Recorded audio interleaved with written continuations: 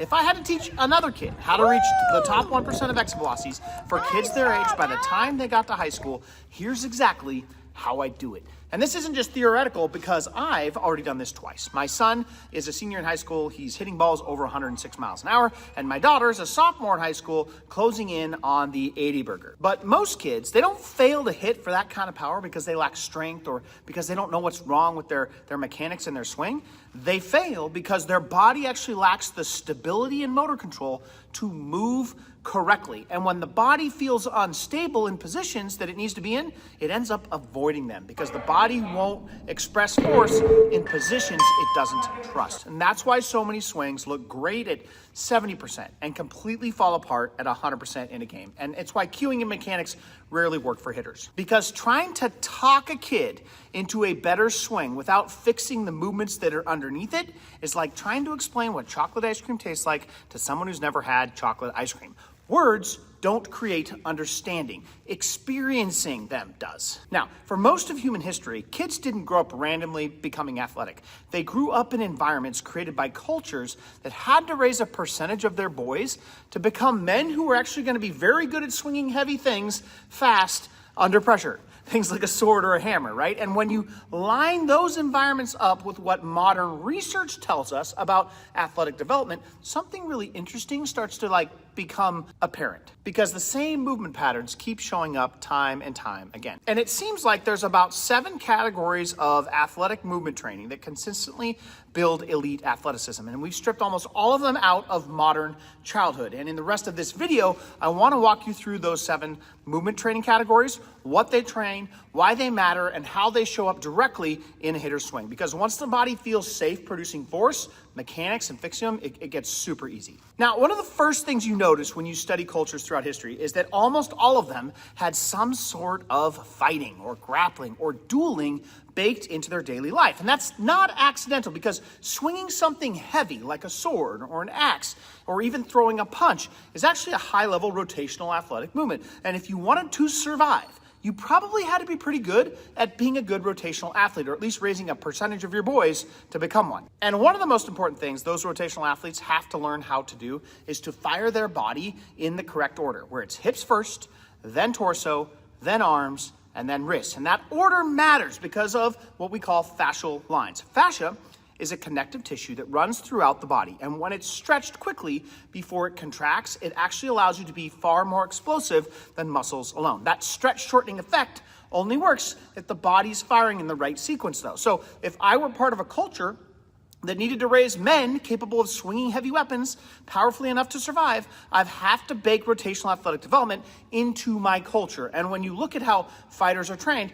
that's actually exactly what they do. And that's why this is the very first thing we focus on with young hitters. And when my daughter was 12, we put her on a rotational athleticism program that looked a lot like combat training in a lot of aspects. And by the time she made it to a 12U game and was playing against some older kids, she ended up popping a ball out to the opposite field, even though she was the smallest girl on the team. That's how important rotational training can be and how just game-changing it is when you understand it. Because once the body knows how to sequence properly without leaking energy up the chain, the next limitation becomes, well, how much force do we actually have available to use in this new sequence that we're using? Which brings us to the second thing you see throughout ancient cultures: strength challenges, strongman style competitions, throwing logs, lifting stones, carrying heavy objects. And nobody argues that being stronger is better, but here's what most people don't know. There's research showing that if kids don't learn certain fundamental movement patterns before puberty, they permanently limit their neurological strength potential. This blue line here, that represents an athlete who learned these patterns early. The red line represents how much less strong they get if they wait till puberty to learn them.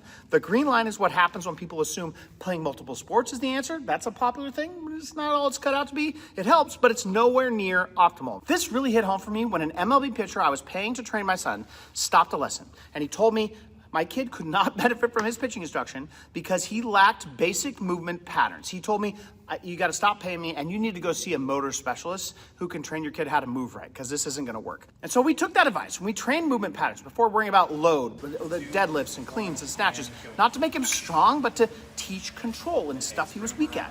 And we went from never hitting the ball out of the infield to hitting home runs at 12. Then after puberty, once the patterns were there, the strength started to explode, where we literally added 21 pounds of muscle in 6 months to his frame, giving him a huge competitive advantage going into high school. But of course, having that kind of force available doesn't mean the nervous system will let you use it all. And that's the next big key. Because the third thing you see across ancient cultures is a ton of racing. Tons of sprinting. And sprinting isn't just conditioning, right? When you sprint at max intent, 2 to 3 days a week, you train the central nervous system to actually fire faster. So you want to think of the nervous system like a governor on a race car engine. Even if the engine is capable of producing a ton of power, the governor will limit that output. And so sprinting raises that limit for athletes. And that increased neural output doesn't stay in just the sprinting. It actually transfers to jumping, to throwing, to hitting. And that's a huge reason my son hits no-doubter home runs now, and why my daughter ranks in the top 1% nationally for exit velocities. But even if the body can move fast, speed doesn't matter if the brain can't control where it's going to send that power, right? So if you look back at ancient cultures, you'll also see a lot of ball games, juggling with hands or feet, where they have to keep the ball in the air. Now, I admit, they probably did this for fun. I don't know if it was, part of their military training, but modern brain research now tells us something that's pretty fascinating.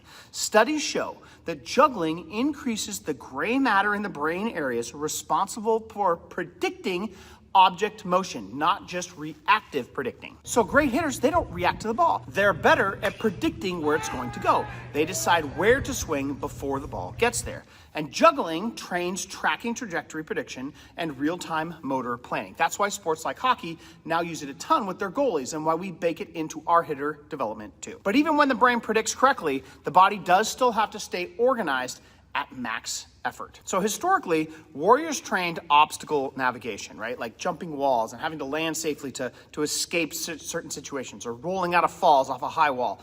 And modern research shows gymnasts actually outperform other athletes in joint repositioning tasks. So this means that they know where their body is and can put it back there more accurately than any other type of athlete. So my son did gymnastics and trampoline training early on, mostly for fun. And now he's far more accurate with his barrel on a full intent swing than his peers. And so everybody else is like, I can't swing that hard, I lose control. He doesn't have that problem. Now here's the next interesting piece.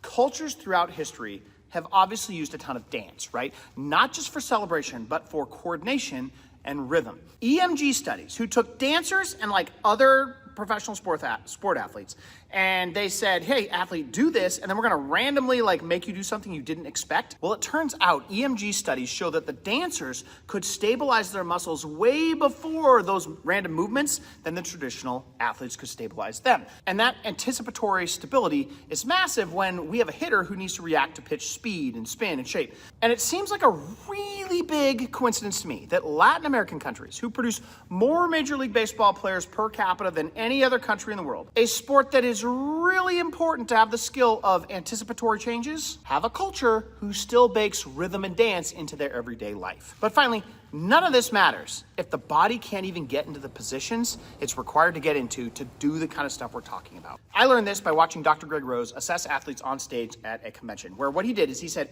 hey, give me 10 college athletes who played baseball, come up on stage. They raise their hands, you come up. Don't tell me what position. And he said, okay, do this exercise, and I will tell you if you were a pitcher or a position player. And so the athletes did the exercise, and he quickly went, you pitch, you pitch, you pitch, you didn't, you pitched, you didn't. And he was 100% right. And the reason why is because what you see here with my son on the left and me on the right.